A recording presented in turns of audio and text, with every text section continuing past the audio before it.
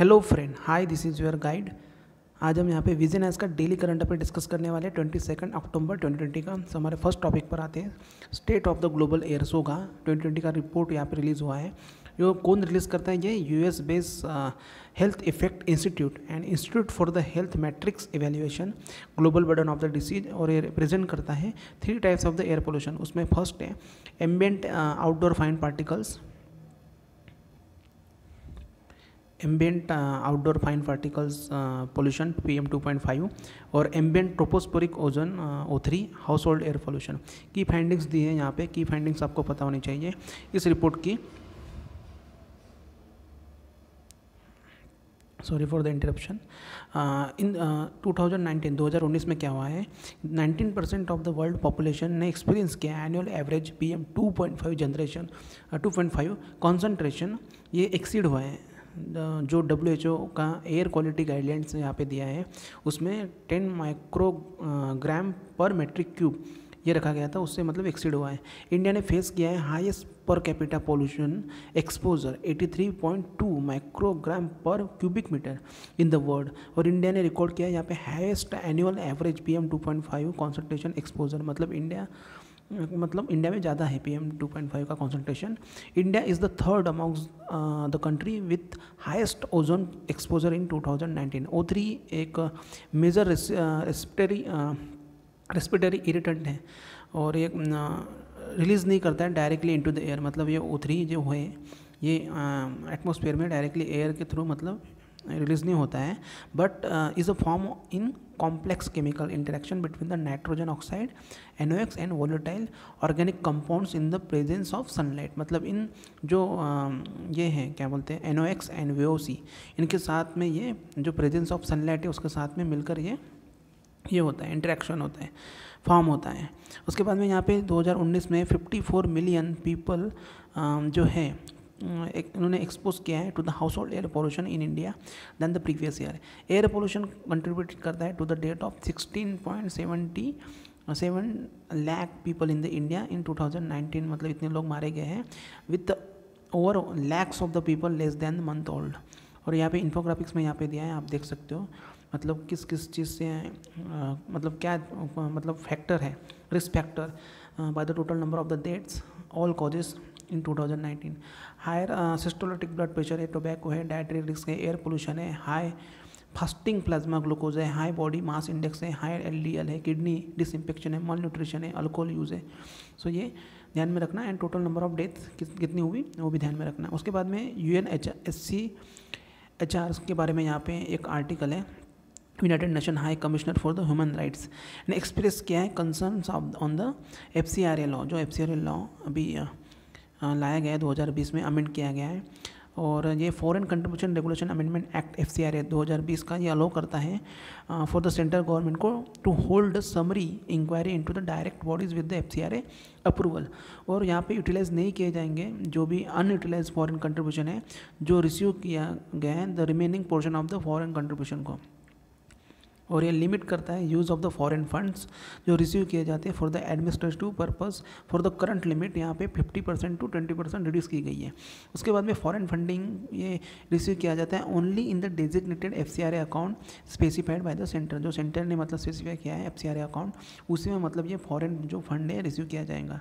Recently UNSCHR ने point किया है FCRA वायलेट कर रहा है India's obligation under the international convention on civil and political rights ICCPR, और ये वेगली वर्डेड है एंड ओवर बोर्डेड है। जो प्रोविज़न यहाँ पे कर्टेल करता है this freedoms of for the NGO and civil societies, ऐसा यहाँ पे UNSCHR का कहना है।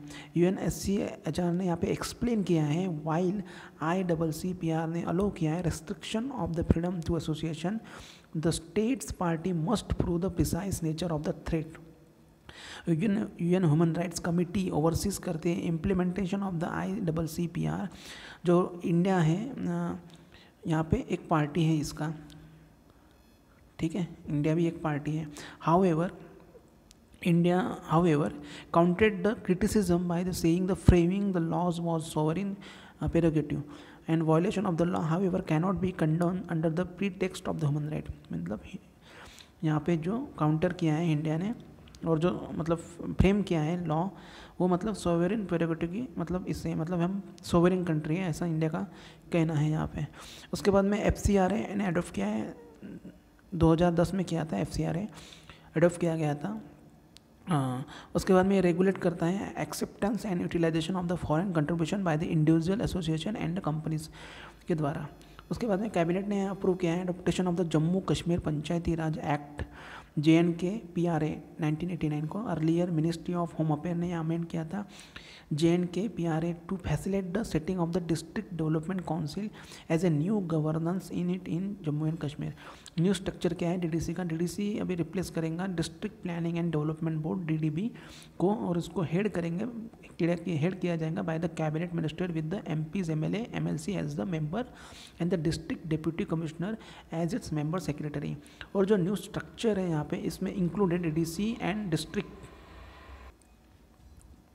Sorry for the interruption, DDC में जो मतलब यहाँ पे जो स्ट्रक्चर है उसमें included DDC and district planning committee. DDC यहाँ इलेक्टेड किए जाएंगे DDC में representative from the each district, और यहाँ पे हेड किया जाएगा बाय द चेयरमैन द्वारा among the elected representative. Terms यहाँ पे रहेगा 5 years, ये भी ध्यान में रखना है। DDC will have the jurisdiction over the entire district excluding those area designated किए जाएंगे म्यूनसिपलिटी और म्यूनसिपल कॉर्पोरेशन को। फंक्शंस क्या हैं DDC के? DDC ये ओवरसीज करेगा द फंक्शंस ऑफ हल्का panchayat and the block development council, जो सेटअप किया गया था 1989 के एक्ट के तहत। स्कोप ऑफ द फंक्शन क्या है? DDC have been amplified by the addition of the planning process being handed over directly to the elected representative. Earlier यहाँ पे DDB where at the center of the planning था and development करता था। Also for every district there will be a DPC which will be considered and guided the formulation of the development of the program for the district। उसके बाद में India ने oppose किया है, यहाँ पे नेक्स्ट टॉपिक है हमारा, इंडिया ने अपोज किया है binding commitment for the implementation of the provision under the trade facilitation agreement. अभी क्या हुआ, US ब्राज़ील एंड कोलंबिया ने यहाँ पे वर्ल्ड ट्रेड ऑर्गेनाइजेशन में सजेस्ट किया है binding commitments on the member for early implementation of the provision under TFA। India ने अपोज किया है this binding commitment at the time of ongoing covid pandemic, और यहाँ पे इंडिया ने ऑलरेडी इम्प्लीमेंट किया था more than 73% of its own TFA commitment. अब TFA कमिटमेंट के बारे में, TFA के बारे में देखना है हमें। TFA क्या है? ये कंक्लूड किया गया है at the WTO Bali ministerial conference 2013 में किया गया था, और ये फोर्स में आया था 2017 में। ये फर्स्ट मल्टीलैटरल ट्रेड एग्रीमेंट है to be concluded since WTO establish किया गया था 1995 में। एग्रीमेंट का एम है रिड्यूस करना total trade cost by more than 14% for the list developed country LDC and more than 13% for the developing country bye streamlining the flow of the trade across the border. उसके बाद में यहाँ पे India ने ratified किया है TFA 2016 में ही। Provisions क्या है अंडर TFA? मेजर्स करता है for the effective cooperation between the customs and other appropriate authorities on trade facilitation and custom compliance issues को। उसके बाद में एक्सपीडिटिंग द मूवमेंट रिलीज़ करता है, clearance of the goods include करता है गुड्स इन ट्रांजिट। इसके बाद में यहाँ पे कुछ प्रोविज़न है for the technical assistant and capacity building in this area. कुछ न्यूज़ हैं, ये भी हमारे काम की बहुत होती है। उड़े देश का आम नागरिक उड़ान रीजनल कनेक्टिविटी स्कीम के बारे में यहाँ पे दिया है। इसको 4 साल कंप्लीट हुए। इसका एम है फैसिलिटेट करना, रीजनल एयर कनेक्टिविटी को बढ़ावा देता है। उसके बाद ये अफोर्डेबल किया जाता है by the supporting the airline operation through the concession दिए जाते हैं by the central government, state government and airport operators के द्वारा। Financially viability gap funding support करता है यहाँ पे। ये सपोर्ट करता है connectivity to unserved and underserved region को through the revival of the existing airstrip and airport.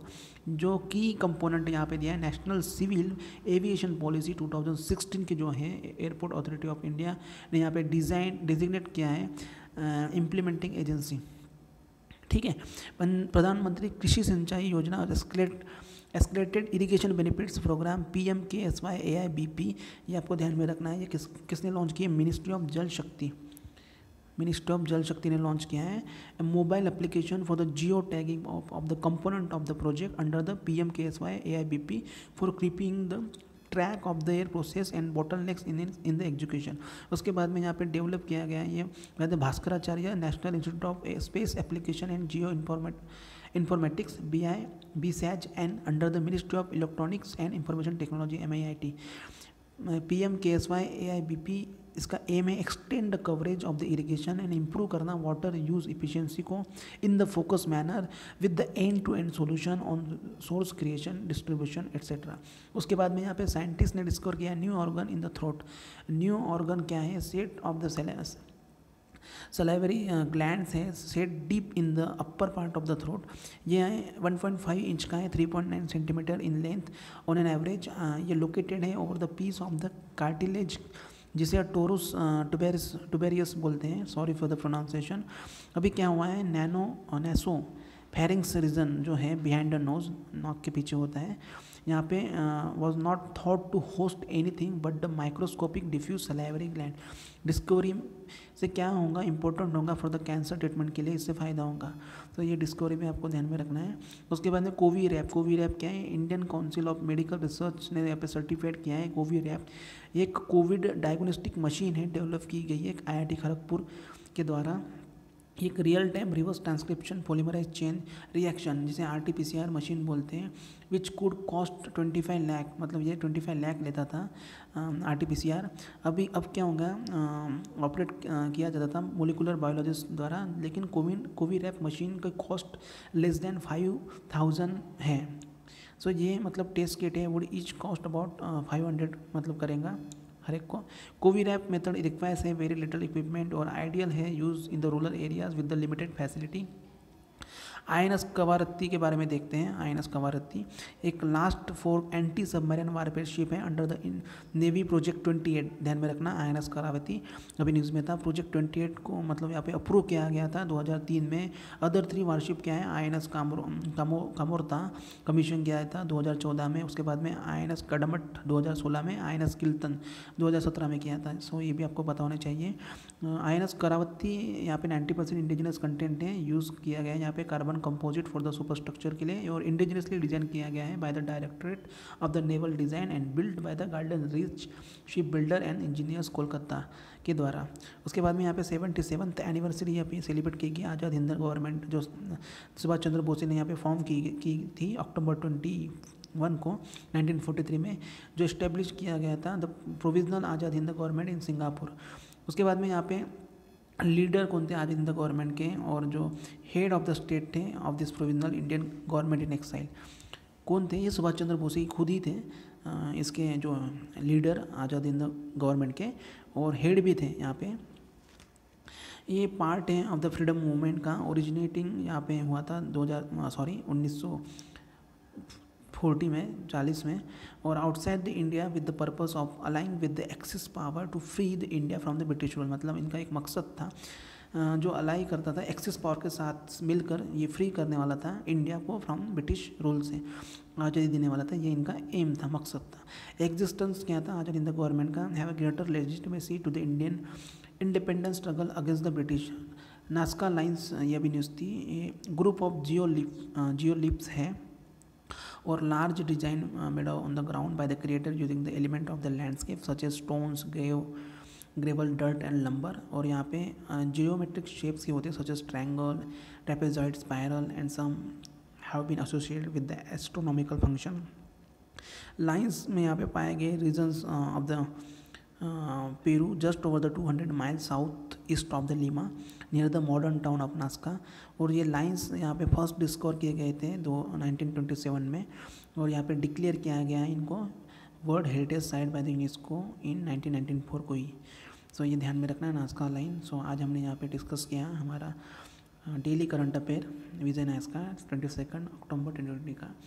सो अगर आपने मेरे चैनल को सब्सक्राइब नहीं किया होगा तो मेरे चैनल को subscribe, like, comment and share कर सकते हो। आपके कुछ भी सुझाव हो तो आप मुझे कमेंट सेक्शन में नीचे बता सकते हो। सो मिलते हैं till then, thank you so much, good night.